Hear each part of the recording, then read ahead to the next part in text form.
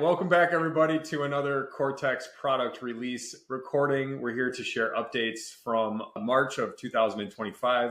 It has been a little while since we've done one of these, but we have been working on a lot of great features that we're excited to share. Once again, I have our VP of Client Services, Jess Ostrom, and our VP of Product, Alex Morisset. All right, Al, if you wouldn't mind pulling up the UI so we can start to walk through the first feature today, which is going to be cross-channel reporting. Jess, cross-channel reporting, I think, means some different things to different folks.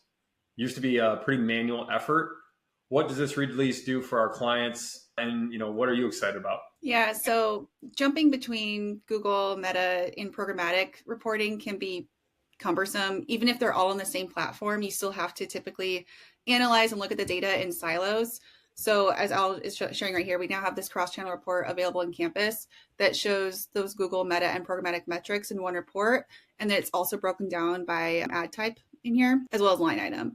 So just kind of side notes, now most of us that have worked in analytics know that cross-channel reports can be a little finicky since you're looking at metrics that don't always correlate across platforms, different conversion measurements. There might be, spend based off of CPM versus CPC, et cetera, et cetera. That being said, we did keep the metrics kind of high level, but still relevant to allow for a more holistic analysis across these channels. Cool. User notes just as you're kind of navigating through here, best practices for any of our customers to get the most out of this feature.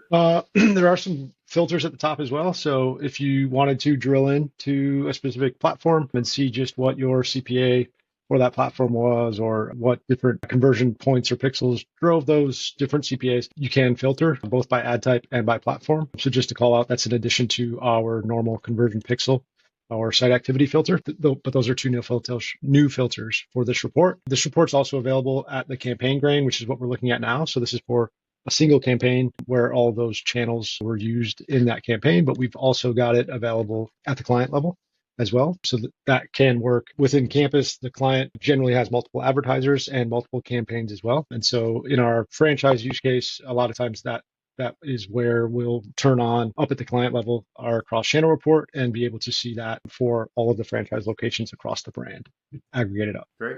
Awesome. Thanks, Jess and Al. We'll move into the next one, which is my favorite. I'm a visual learner. I like to explore and kind of identify trends with my eyes through images rather than maybe going through line items of numbers all the time.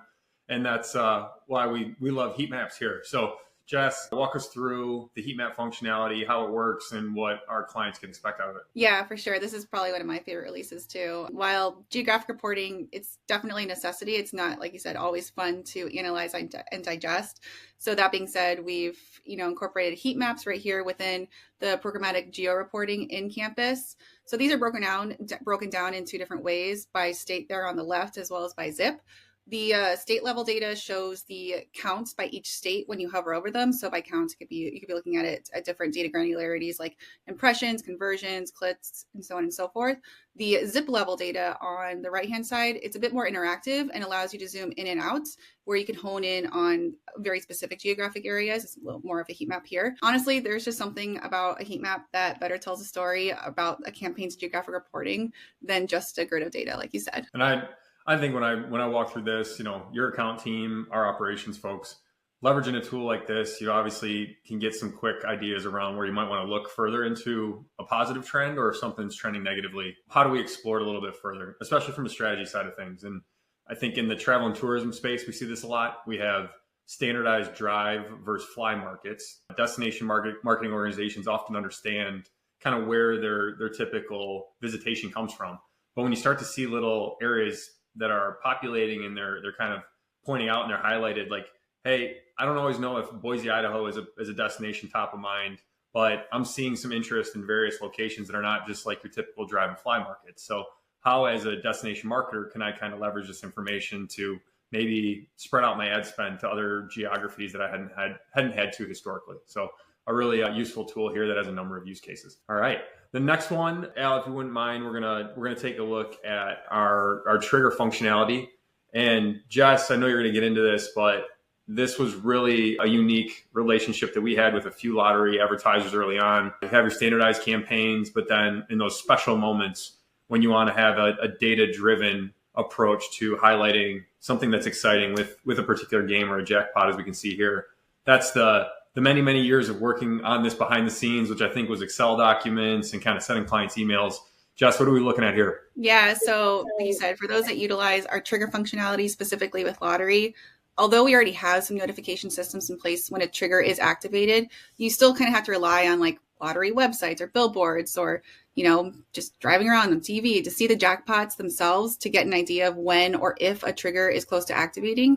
Users that have adopted our trigger ads now have access to this dedicated trigger monitoring page. It shows the line item status, so whether it's active or inactive, the lottery game that's associated with that line item, so Mega Millions or Powerball, the trigger strategy itself, which is pretty cool. So whether, turning it on at like 500 million or above, or turning it off below 500 million and so on, as well as just some general stats for number of days it's been active or inactive. So there's obviously, as you can see here, there's a lot that can go into a triggering strategy. So just having this information and detail readily available in a platform like this, it's such a great reference point, not just for our clients, for our internal teams as well. And just, this is also tied to additional email notifications when a line item changes. Great.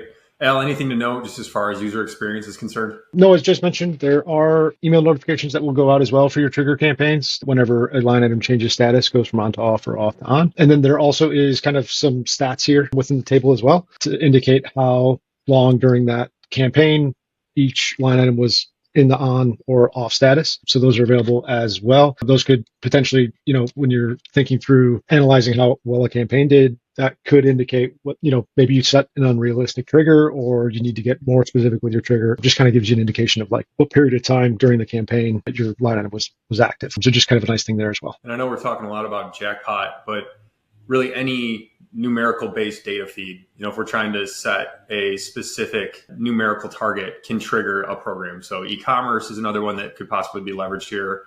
We're thinking about maybe number of units in stock go under a number or over a number, or price point sensitivity. All of those elements can be used to leverage these trigger ads, which oftentimes run alongside an ongoing campaign. So again, Jess, thanks for the detail here.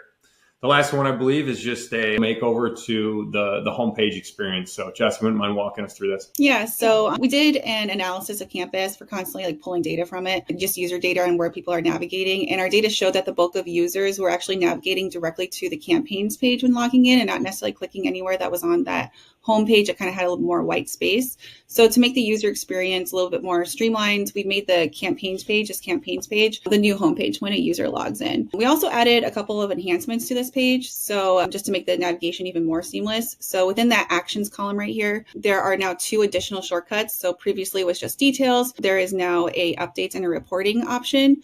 So the updates option it takes you directly to the campaign overview page, but it also opens up that campaign update store that's on the right-hand side there. This is where those optimization notes live or any other updates associated with the campaign. And then going back, the second shortcut is to our reporting. This will take you directly to the reporting suite that's associated with that campaign. So overall, this change is just making the user experience in Campus just that much more seamless. Great. Thank you, Jess. Al, any notes? I know you're moving around there. You're looking at a few different options. One that didn't have an active campaign with it, you'll obviously see a blank page. Something that does have a campaign associated with it, your live reporting will pop up. But any other notes that users should be aware of? No, we did want to preserve any of the functionality that did exist previously on the homepage, just in case there was something that people did like. We wanted to preserve it. And so basically you used to have an active count of campaigns on the homepage. So we've preserved that. We've moved it over into the left nav. So that's where in this case, 15 active campaigns. That's where that call out lives. And also we preserve the overdue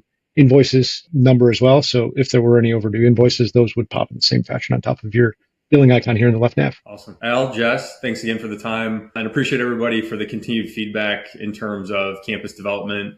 It's always something that we love to hear from our clients about. And as Jess mentioned, a lot of these changes come as a result of either direct conversations or just your usability in the platform. So at any given time, we'd love to hear from you on tweaks that we can make. Otherwise, we'll talk to you next time. Appreciate it.